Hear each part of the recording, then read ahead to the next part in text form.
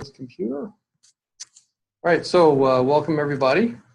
This is the fourth session of the Nuts and Bolts program for Step 2 program for 2018. And tonight we'll be talking about how to maximize the value of your inheritance.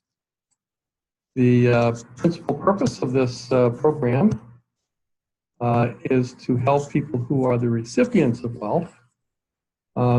But just so you know that we have some other training resources as well. We have these webinars, but we also have our heritagedesignlaw.com website. If you go to the website and click on the client login or sign in, you will see that it brings you to another private site, and that's where you log in as using the ID, the login ID, Step 2, that's a capital S with a space before the 2, Step space 2, and the password is member with a capital M. So then you'll see the client resource page, and this recording will be there as well. So there are really three elements of the program. There's wealth transfer training, which is really the second two programs in the series, which is disability and estate settlement. And then there's wealth reception planning wealth reception planning training and wealth reception planning support. And those are really what this fourth program is about. So the first Nuts and Bolts is basically an overview that we do in April. And the second is the death settlement, which usually occurs in May. And the third is disability, which we usually do in September or October. And then, of course, now we have number 4, which we usually do at the end of the year. One thing to remember, part of our program, part of the theory behind our program is that we follow the principles of the book called Time to Think by Nancy Klein, which was republished and re-edited by her as More Time to Think. And our goal is to do our best to get your best thinking. One of the principles of the Time to Think theory is that people do their best thinking when they are listened to actively. So when there's a group meeting together, people do rounds, and each person gets their own chance to speak. One of the other principles, of course, is that people generally operate when they meet with other people on the basis of limiting assumptions. These are assumptions that limit their ability to think clearly about a problem. Excuse me. One of those limiting assumptions that law firms often follow or often have is we only get one chance to see you. In other words, that's based on the whole transactional theory of doing estate planning. We're only going to get one chance to see the client. We're going to do our project with them, do their estate planning, and then they're going to go away. We may not ever see them again. Another limiting assumption for people who are the receivers of wealth is that it could be a negative experience to talk with the creators of the wealth about death and disability. In other words, talking to your parents about their wealth and the potential for their death or disability can be somewhat daunting and a negative experience. And also, many helpers and receivers have this idea that if they did try to talk about it, they would appear greedy to discuss the assets and what they want. There are, however, incisive questions. This is another principle of the Time to Think sessions. So you ask incisive questions that bring about people to get rid of those limiting assumptions. So an incisive question for the law firm would be, what do you do if you knew helpers and receivers would see the benefit of active planning participation? So that will tend to get you away from the idea that you're not going to see them. And for the helpers and receivers, what would you do if you knew the plan creators, meaning your parents or the people that you're the beneficiary of, that they value the smooth transition and that advanced discussion is a key to that? Well, then you would probably say then it's not so bad to talk about it. So what are the client's goals for our programs in Nuts and Bolts 1, 2, and 1 through 3? Typically, what they want to do is they want to make it smoother and easier for those that follow. That is one of their primary goals. I've never had anybody say, I don't want to do that. And so that's important. And so our goals for this program are to help you appreciate the non-financial aspects of wealth, the wealth that you'll receive if you're a receiver of wealth, to review how you can support the trust makers or creators of your estate plan, support their efforts to plan with you, and to familiarize you with the protections and control you'll receive with your inheritance. We want to coordinate with your personal planning, with your financial inheritance, and to help you evaluate the assistance you'll need to maximize the value of your inheritance as well. And of course, we want to increase your comfort level with what to do at every stage. So we would love to get your goals, hear your goals for the program. So we do ask you to share it with us. Please feel free to send me an email at fbridges@hdlawgroup.com, or you can call us at 617-630-5700. Let us know what's working and what's not. So the Step 2 program, which is what this whole education program is part of, actually has a number of different elements. Only one of them is the education for clients and helpers. Every year in the spring, we do an annual funding checkup or update, where clients report to us what their assets are, whether there's any changes in those, what the value of those assets are, so that we have all those details. And that helps us when it comes time to do estate settlement. We also have annual client meetings usually in late May or June. Those meetings are to bring everybody up to date with what's going on with the practice, what's going on in the law that affects the estate plans that they have, and what to expect when we do updates of their documents, which of course is the fourth part of the program, which is the client update program. We often refer to that as the CUP. We have just finished our CUP season yesterday, and so that's the part where everybody updates their documents. Usually we do those every other year. So one set of clients comes in one year, and then another set of clients comes in the other year, and we rotate those on every other year. Excuse me. So I want to give you a brief summary about the Truth About Estate Planning client orientation meeting summaries so that you understand the background of what the Step 2 program is and the planning that we're really talking about. So we all start from the assumption, or actually from not the assumption, but actually the observation that most estate plans just don't work. What do we mean when we say they don't work? What we mean is that they really don't meet the people who are their expectations. The people who are doing the planning, it just doesn't meet your expectations. What does that mean? Well, if you were up in the clouds after you die and you look down and watch what everybody's doing, in accordance with your instructions, if people are running around doing what you expected them to do and not doing what you expected them not to do, then that's a plan that worked.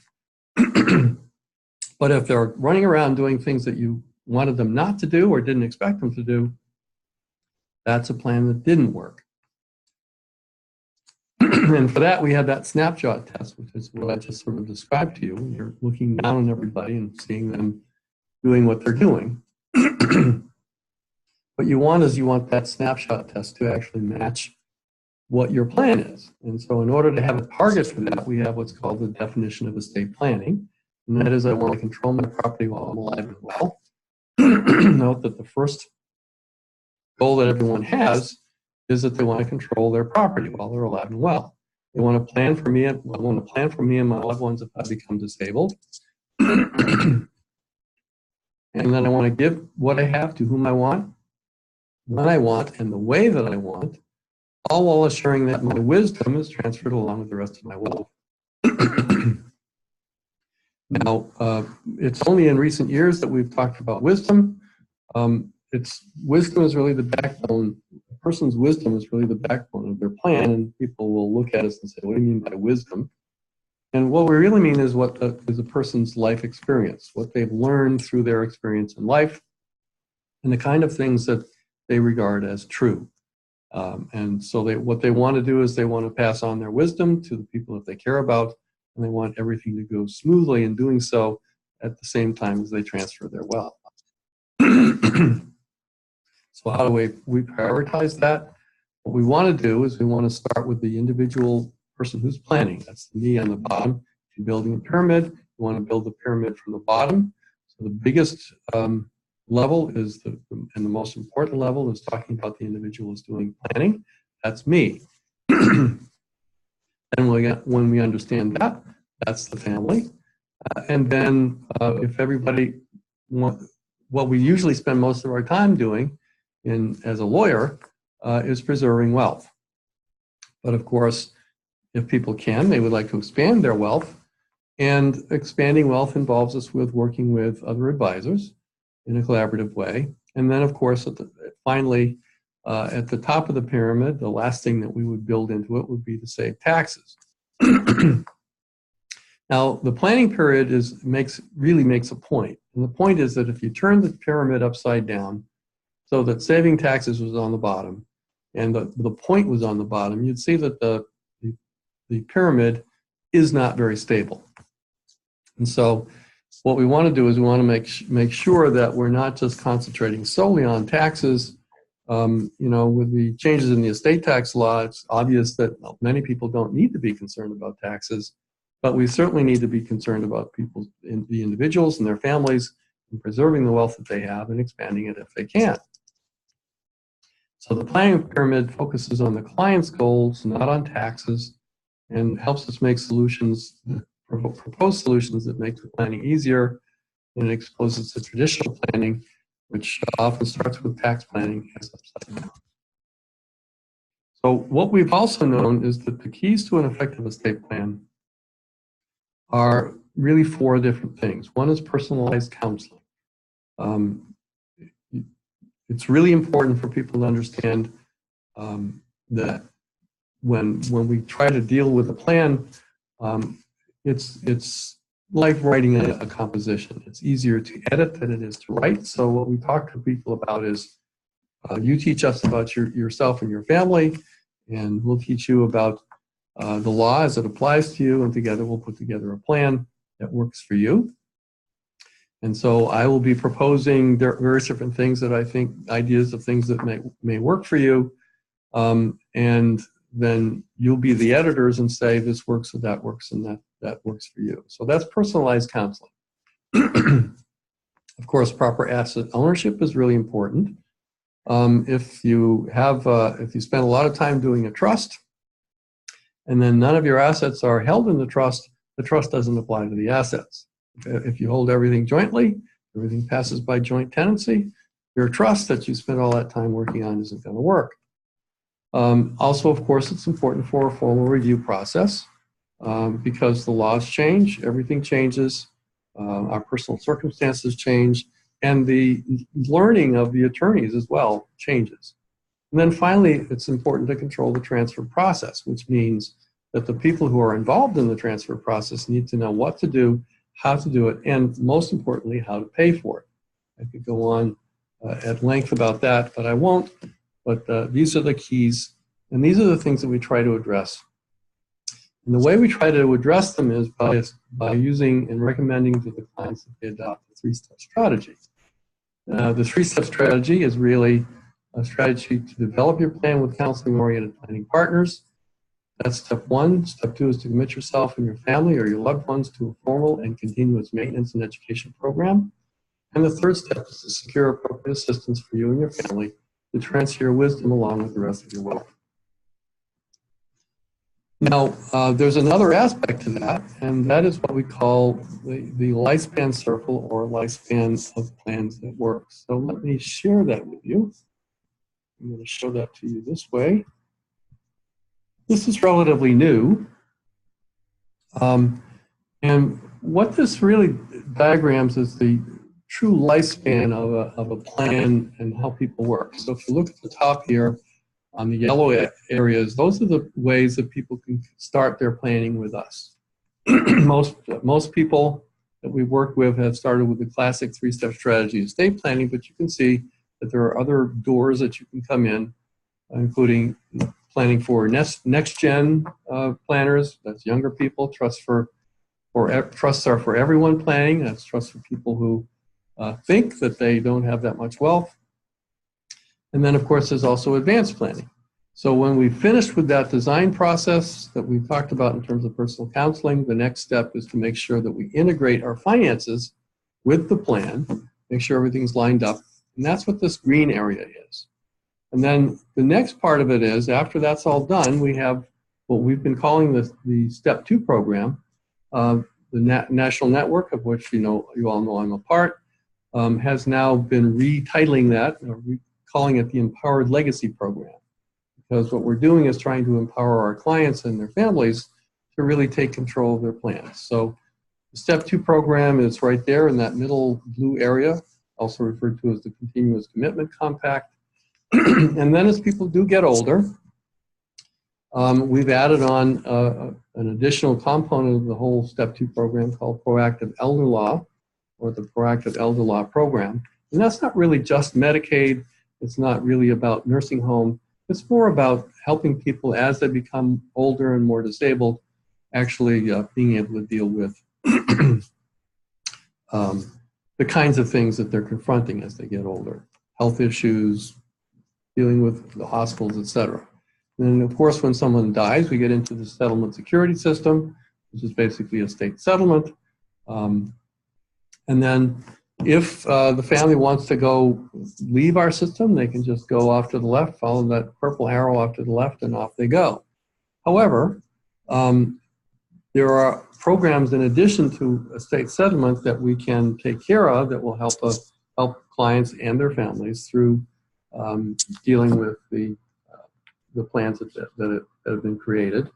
So there's an enhanced settlement program which is designed to help people be trained when they've not had the opportunity to be trained before about how to deal with the money that they're inheriting.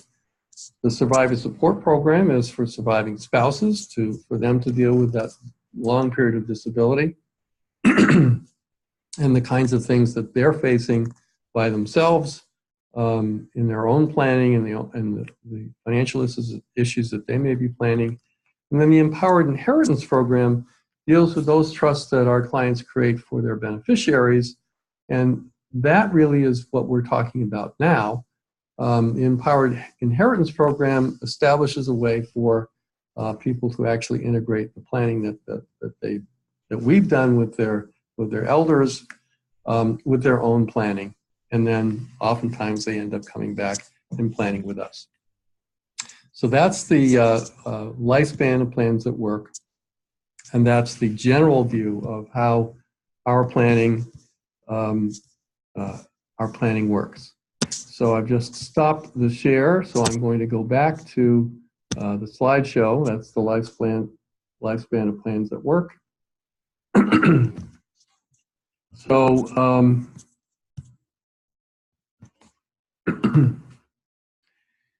so when we're talking about the reception of wealth, a new definition of planning has come into vogue, at least with us, and that's what we call wealth reception planning. So wealth reception planning is a formal process designed to assure you and your loved ones that your true wealth, both financial and non-financial, is fully realized, efficiently transferred, and effectively received. Note that says a quiz alert. Make a note. In order to check people's attendance, we will be uploading with the recording a small quiz that you'll be able to download and fill out, and then send back to us so that we can record that you've actually attended the the session. If you're on the session now and you're attending, we've made a note, of course, but if you're watching this as a recording, you can download the quiz that's on the website with it and send that back to me to record that you've actually attended the wealth reception, this particular nuts and bolts. And that's important because then you get a lot of the benefits of the Step 2 program that you would not otherwise receive. So that's a quiz alert. Make a note that it's important that what we're doing in wealth reception is making sure that the true wealth of our clients is fully realized, efficiently transferred, and effectively received. Right. So a number of years ago, the Allianz Insurance Company did a study of American legacies, and it's called the American Legacy Study. And they made a number of different interesting findings. One of which was that they summarized all of their interviews and the data that they got as 4 pillars of an inheritance. Those are values and life lessons. So people want to transfer their values and life lessons. And the second is instructions and wishes to be fulfilled. In other words, what are the instructions we're leaving behind about how we want to be, our ashes, for example, to be dealt with and that kind of thing. Personal possessions of emotional value. So for me, my children may think it's really important for someone to have my guitar, which is one of my prized possessions. And then financial assets and real estate. Note that there's a sort of we're beginning with values and life lessons. For most clients, what the Allianz Insurance Company discovered was that the older generation thought that financial assets and real estate was the most important thing for them to address, whereas the younger generation felt that they wanted to know the stories and life lessons of their elders more than anything else. So it's really kind of interesting how those limiting assumptions can make people go in different directions. So for wealth reception planning, what does efficiently transferred mean? First of all, it means that the creators have to learn and follow the proactive lifetime steps that make sure that things are efficiently transferred. And the helpers have to support the creators and actively participate in their planning in order to help them do that. So what are those proactive lifetime steps? Make sure that you fully fund your trust. Make sure that we have confirmations that everything's titled correctly. Communicate what to do steps now to the people you care about.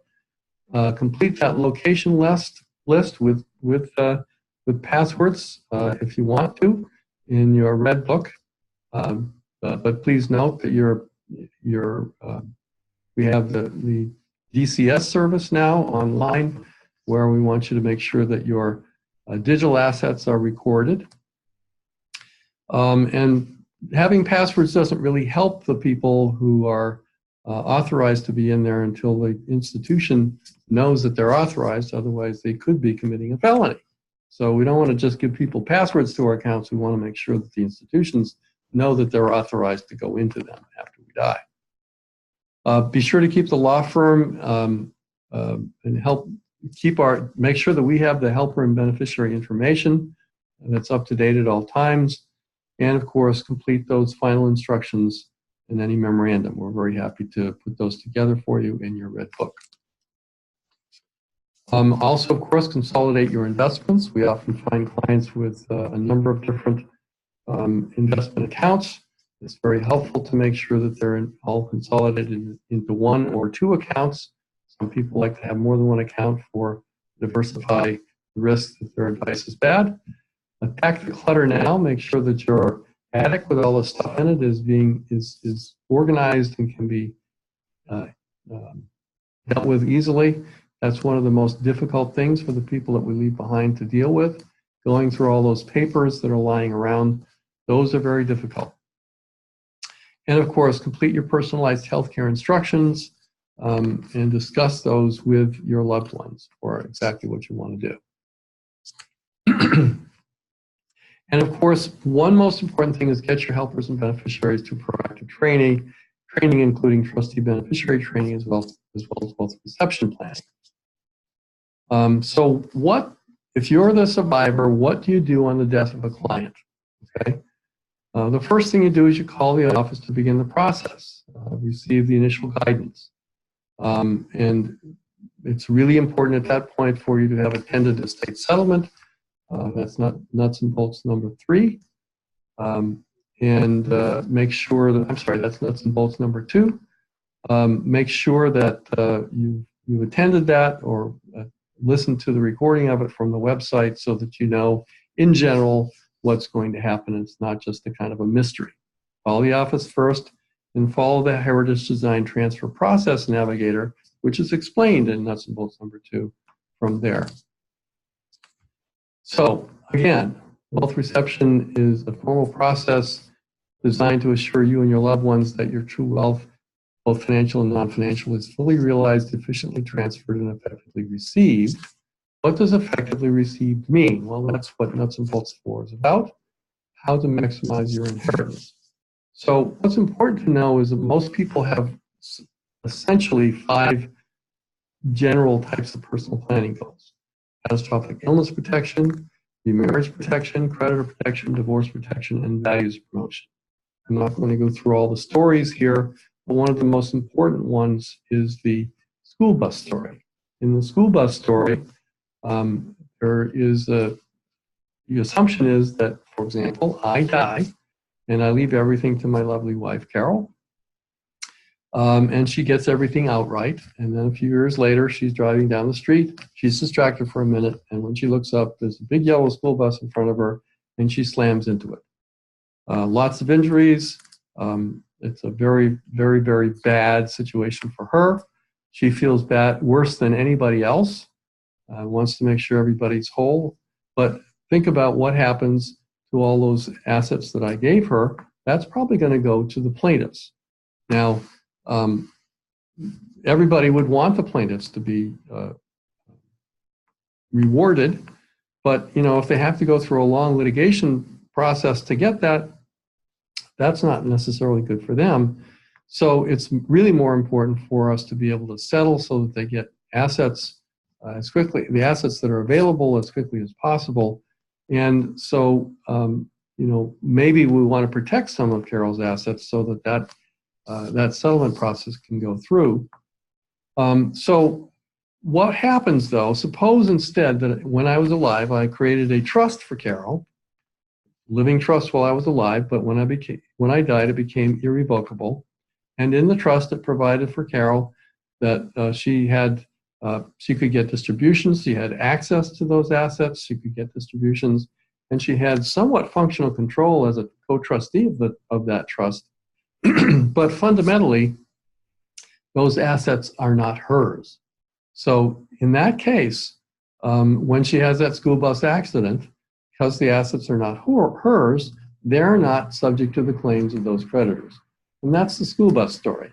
So when people understand that a lifetime trust can protect the assets that they've inherited from catastrophic creditors like that, everybody says, "Oh, I pay my bills." Well, that's fine, but it's also possible that you could have a school bus accident, and it's also possible that you could become catastrophically ill as well.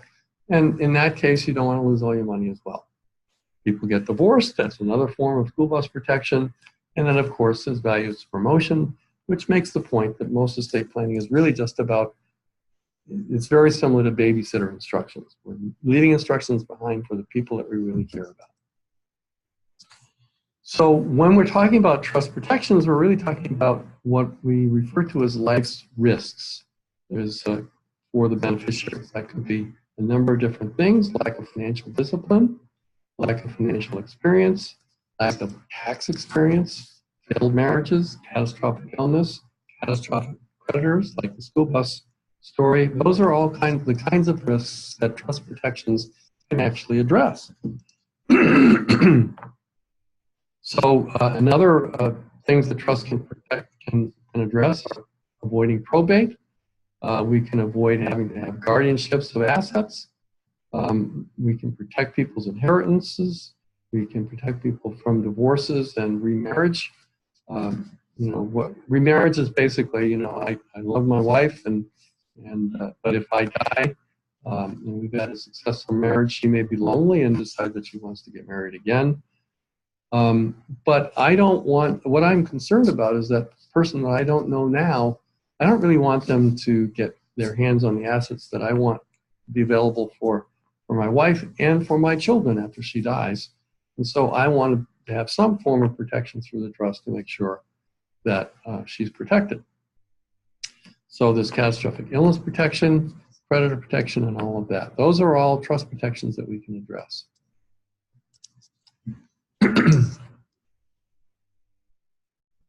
So what we're really doing is helping to protect the beneficiary from a lack of our own planning.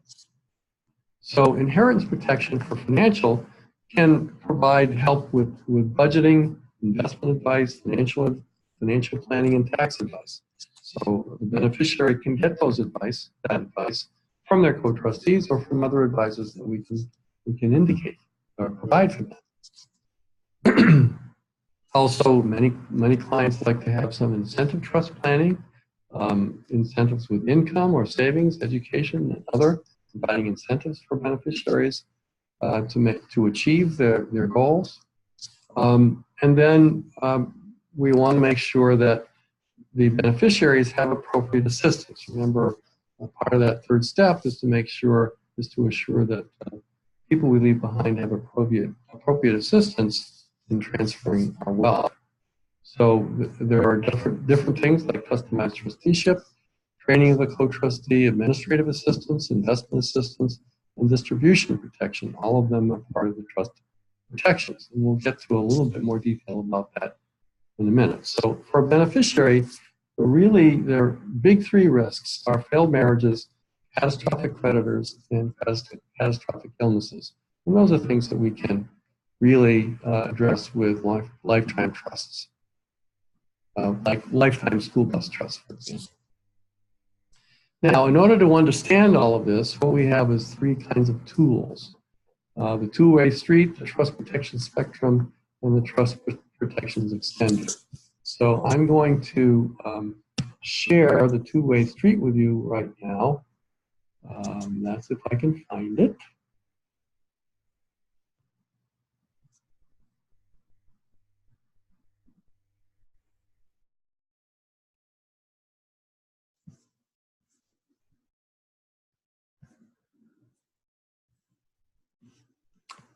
Well, that's interesting. It was up a minute ago.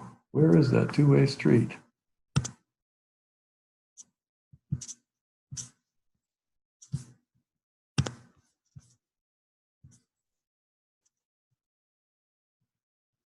Okay, so give me a second, folks, and I will find that two-way street for you.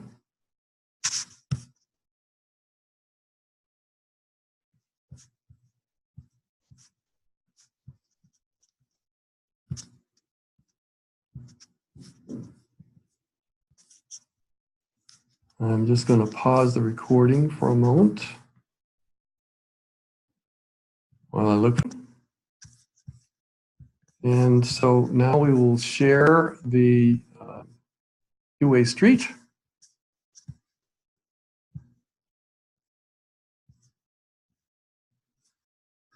And here it is. So the two-way street really is an illustration of exactly what it is that's going on. Wait a minute, I missed it. There it is right there. Two-way street is an illustration of what it actually means, the difference between access and control, and that most people want to have, and the protections. So on the left-hand side here, the most access and control that a beneficiary can have is to receive the assets outright. As we go to the right, we have less access and control, and so we have trusts with discretionary distributions under them. And then for protections, however, When we have outright distributions, that's the point where the potential protections against creditors, divorce, and illness are the least, and they increase as we go to the right, where the access and control is reduced. So when we have discretionary trusts, trustees, we have a lot. That's where the creditor protections are actually optimized or maximized.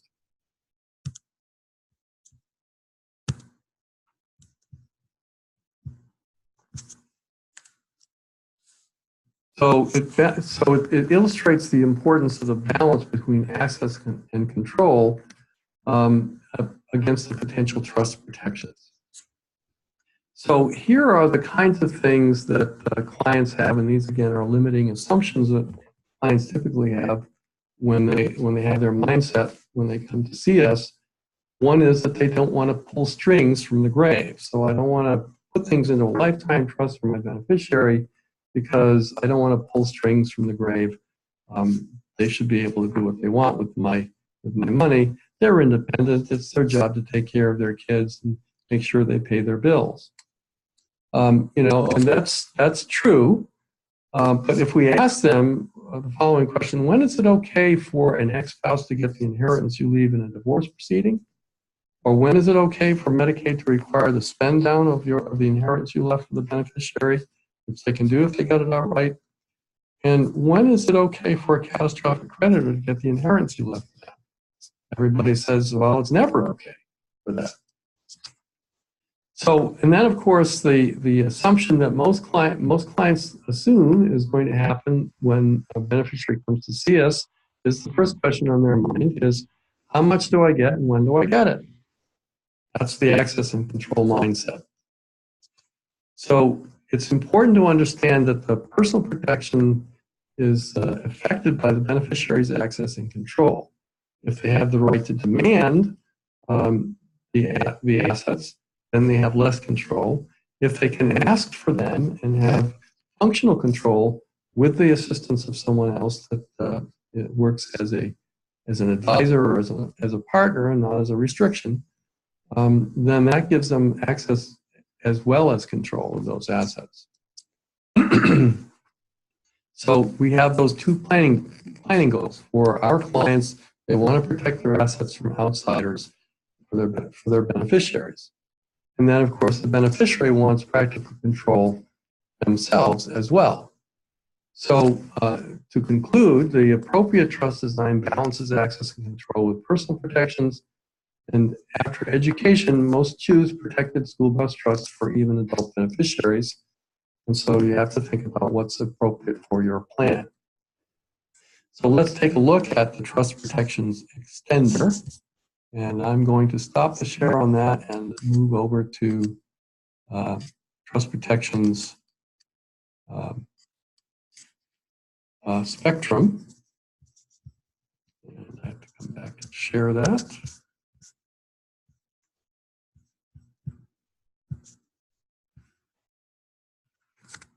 Here it is. Nope, that's not the trust protection spectrum.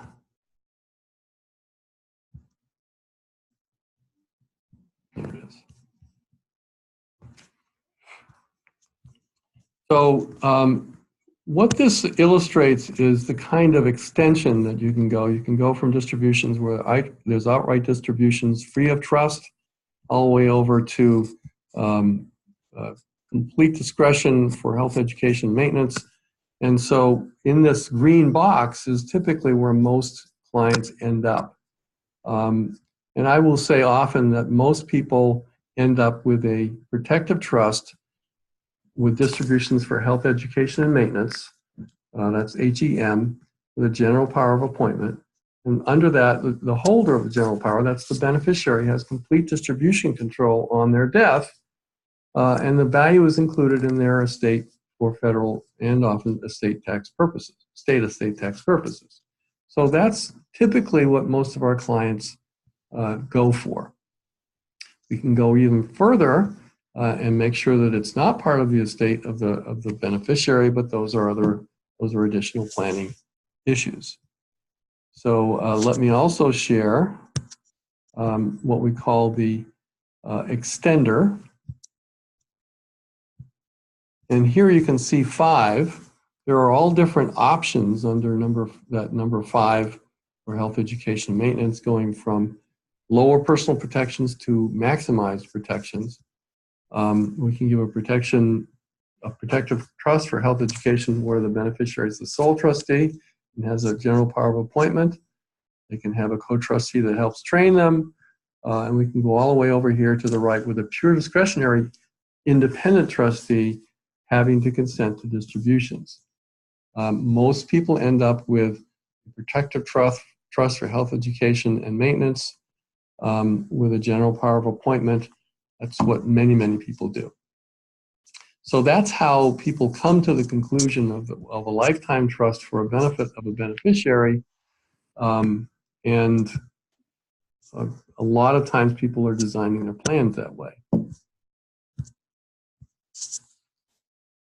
So again, those 2 planning goals, what we're trying to do is to balance the protections against outsiders and with the practical control by the beneficiary. So what about that practical control? Well, there's another tool that we often use called the trusteeship customizer. And what this does is it helps beneficiaries understand the difference between the 3 different functions of a trust: distribution, administration, and investment. And all of those can be under their control or not, depending on what they want. So let me share that with you.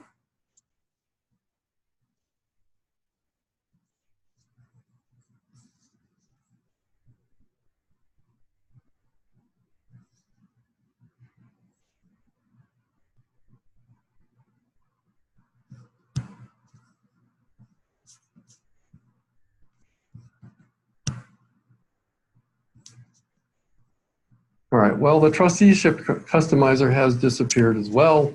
So rather than go on a big search of that, what I'm going to do is just talk about it. So in most of our planning, trusteeship can be divided between those 3 different functions. And you know, most people don't have talents in all 3 of those areas. So a lot of people aren't really great at investments, so they rely on the investment advice of others. Some people are really, really great at administration and details about accounting and that kind of stuff, and some people are not.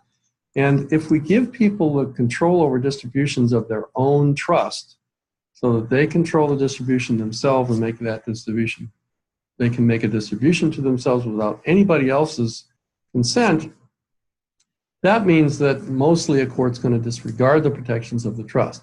On the other hand, if they have a co-trustee or someone else controlling how the distributions are going out with them after discussion and with consent, then that is a protection that protects those distributions. So it's important to choose the right co-trustee who acts as an advisor. And the most important thing to remember, though, is that co-trustee is going to be someone that the beneficiary has the power to fire if they're not doing their job right, as long as they hire someone else in their place. So when the beneficiary has the power to fire their co-trustee, they're no longer going hat in hand asking for what they want to the trustee who doesn't have to give it to them, to a trustee that's been converted more likely to an advisor, and who will work with them to figure out what's the best course of action for their distributions. And this is one of the most difficult aspects, and next year we're going to be talking a lot about how trusteeship should be customized, but that's more for a later discussion. But again, when we're customizing the trusteeship, the beneficiary usually should have a co-trustee for distributions, but they can decide whether they want a trustee for administration, to do accounting and tax reporting, and they can decide whether they want a co-trustee to manage their investments in the trust.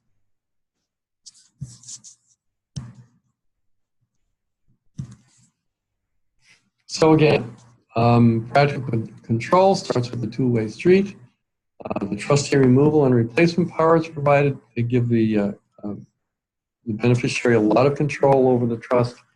And it makes it a lot easier. And those are often provided with the creator of the trust's direction. So how do we get appropriate assistance? The first is, are we the ones? Both for creators and receivers. That's a matter of the age, experience, personality, values, and that's a decision that we also have, that everybody has to make about whether we're the ones to provide the appropriate assistance. But what other expertise might be needed? Well, we talked about investments. Remember the trustee customizer. We're going to have someone deal with the administration of the trust, keeping track of the accounts of the trust, doing tax returns and that kind of thing. Not everybody wants to do that, so we can have a co-trustee that does that, or delegate it to someone who does that, like an accountant. And all of those things are customizers that we can have, the beneficiary can be in control of, actually, who does that work. And then we have something called the Trusted Wealth Reception Advisor Test. And here's what it is. The Trusted Advisor Test is your relationship with this advisor is so strong that you consider his or her advice or relationship an asset you'd like to pass along as part of your wisdom and wealth. So what we can do is we can have the clients often say, I would like my beneficiary to consult with this, that, or the other advisor, because I trust their advice and I think their advice is really important. So those are the trusted advisors that we as attorneys in estate planning like to work with, because those are the ones who built the best relationships with their clients. And we find our clients often want to pass that relationship on to their beneficiaries. So then the question is, if for appropriate assistance, are you the ones? Will you make the necessary commitments to make sure that the plan that you're the beneficiary of actually works? Will you honor the process, ours and those of the other planning partners, in making sure that things go right? So what happens once your final inheritance is on, your financial inheritance is on the way? Okay, this is what we need to be clear on when we're talking about appropriate assistance. The first thing is to remember the steps for transfer, and that's what you learn about in Nuts and Bolts number 2.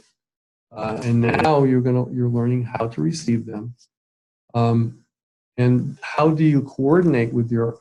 One of the most important things is how do you coordinate with your own planning, and how do you keep your trust up to date? So those are important things to do. So it's important to understand how trusts basically are designed. This is a design of, let's say, for a couple. When one of the spouses dies, we have 2 trusts usually. The survivor's trust is a revocable living trust. The surviving spouse continues on, but the deceased spouse's revocable living trust becomes irrevocable.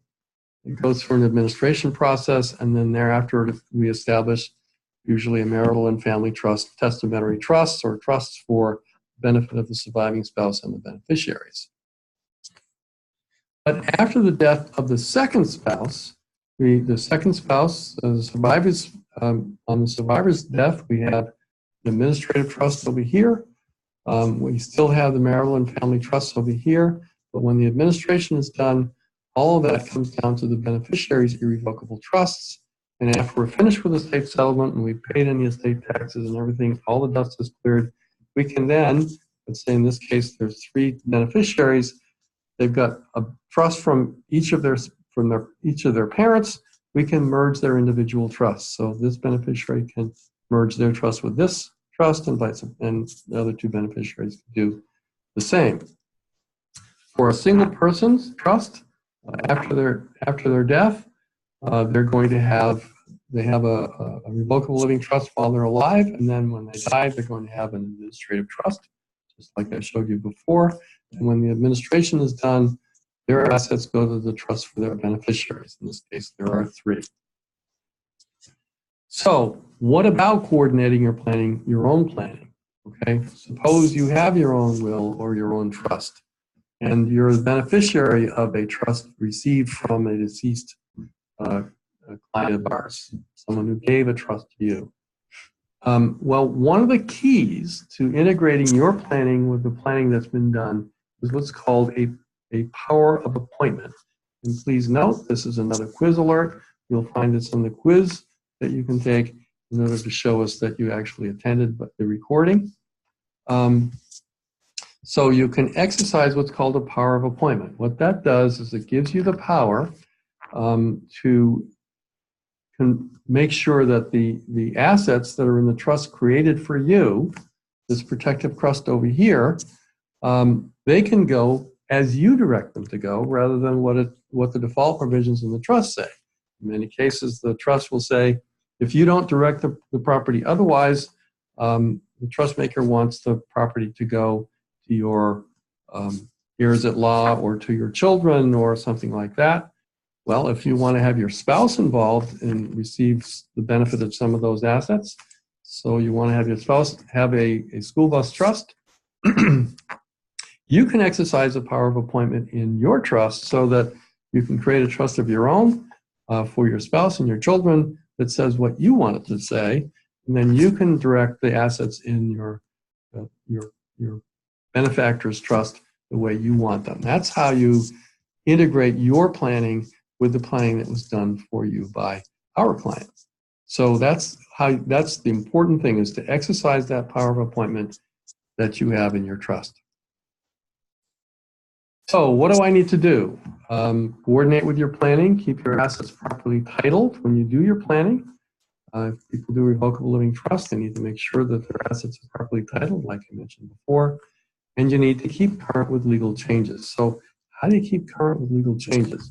Remember, the trust that's been created for you by our client is irrevocable. What that means is it can't be amended and it can't be revoked. So how does it stay up to date with changes in the law, changes in tax law, changes in trust law? Well, let's explain to you something called a trust protector. So first of all, who is a trust protector? A trust protector is a third party who can make modifications of your trust to a trust or to our client's trust when the creator is disabled or after the creator's death or deaths, both of theirs. That person cannot be related to the beneficiary or to the creator of the trust. They should have a strong understanding of the law. They should have a strong understanding of the trust document. And it's important to remember that they can only make changes based on the creator's intent. They can't make changes for their own benefit. They can't make changes for the benefit of anybody that's in their family or that they have support for. They can only make changes that are based on the creator's intent. So who might serve in that capacity?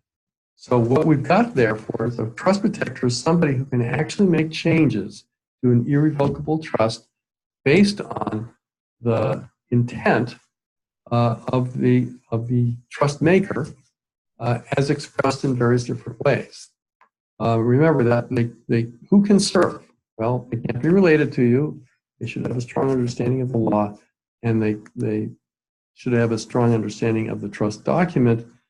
But how does that trust protector know your intent? Remember, they can only make changes based on the creator's intent, and that's, again, another quiz alert. That's going to be on the quiz that you'll find on the website.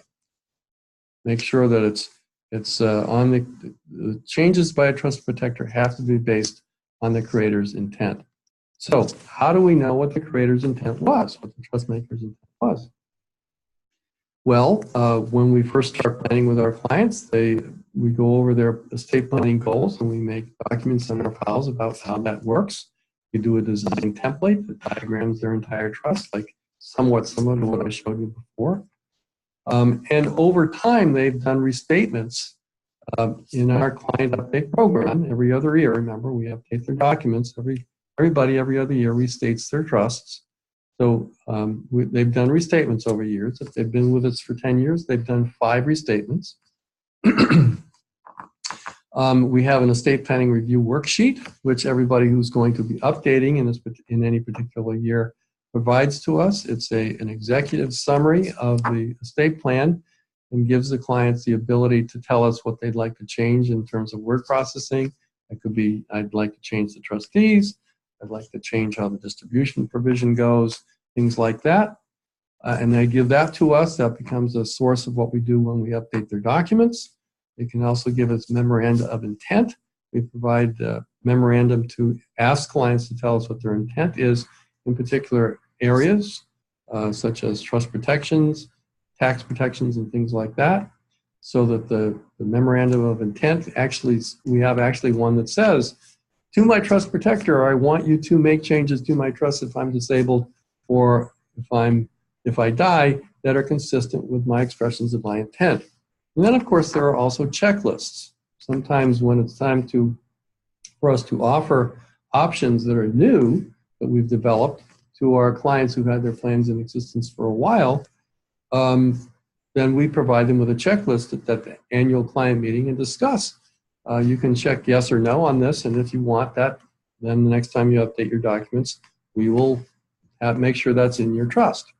So those are checklists. That's a way for clients to easily tell us what new developments they'd like to be addressed in their trusts. So much of the intent of a trust maker is documented due to the Step 2 program participation. Remember, all of those checklists and memorandum of intent come out of the annual client meeting, and we use those in updating our documents. Could we continue your participation through the trust protector even after you're disabled? Of course we can. And we've got a supplemental memorandum, as I mentioned, that specifically allows that.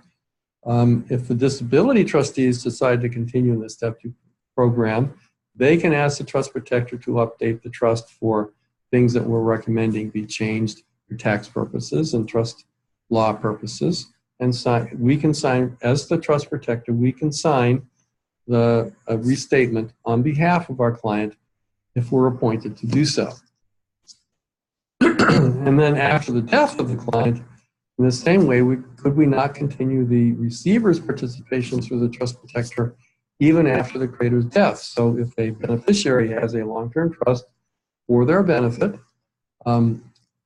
they too could participate in the Step 2 program or in the Empowered Legacy program, as I pointed out earlier, so that they get their trusts updated and they get assistance in various different aspects of trust administration from the firm.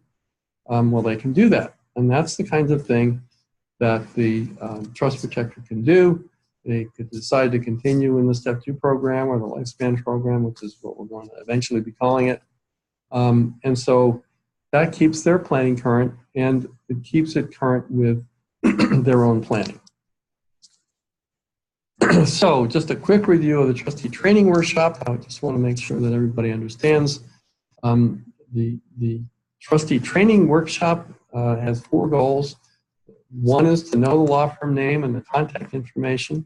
Remember that there's a process, and the process produces the results, so follow it. We want to give you an idea of the types of issues that you'll deal with in estate settlement, and we want to encourage interest in estate participation. So if you're a recipient, it's really important for you to understand what that process is and to attend the estate settlement nuts and bolts. And also, of course, if you're a trustee, the disability nuts and bolts.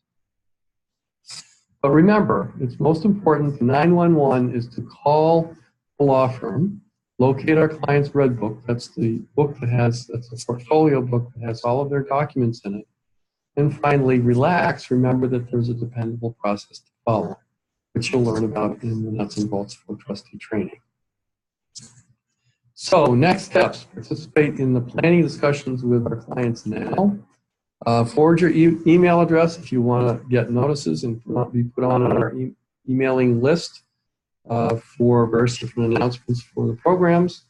Send your email address to fbridges@hglawgroup.com and watch the Nuts and Bolts programs, so that all of our Nuts and Bolts programs are recorded and they will be available on the website. You can watch any module, any one of the Nuts and Bolts in any order that you want to. You can stop it, start in any particular place in it when you want to, at your leisure. So that's matter of convenience for you to help you out. So, do we have any questions? I'm going to unmute everybody.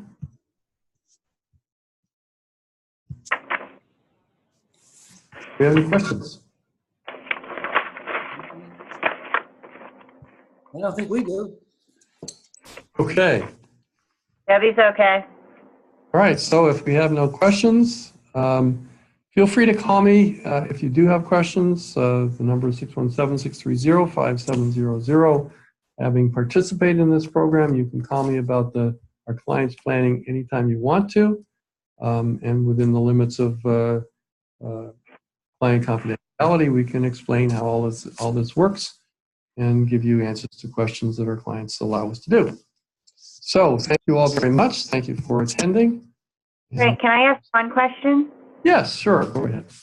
Okay. Is there a way, I think I've participated in all of the nuts and bolts, but maybe I missed one. Is there a way for you to let me know which one I might have missed so that I can make sure I look at that one online? Yes, but it's probably simpler if you just go online and see which ones look familiar. Oh, okay. All right. I just wanted to make sure, just to be sure that I'm doing what I'm supposed to be doing. Yes, of course. And I have to tell you that there is probably nobody in our program who is more diligent than you, what you're supposed to be doing. So I don't think we Okay. can give out much there. All right. Yeah. So for some reason, I thought I missed one, and it was surrounding during a time of death or something. Yeah, well, you probably missed the estate settlement program, or you might have missed the disability program. Okay. Estate settlement or disability. I'll look at those settlement. All right, so if there are no more questions, I am going to stop the recording.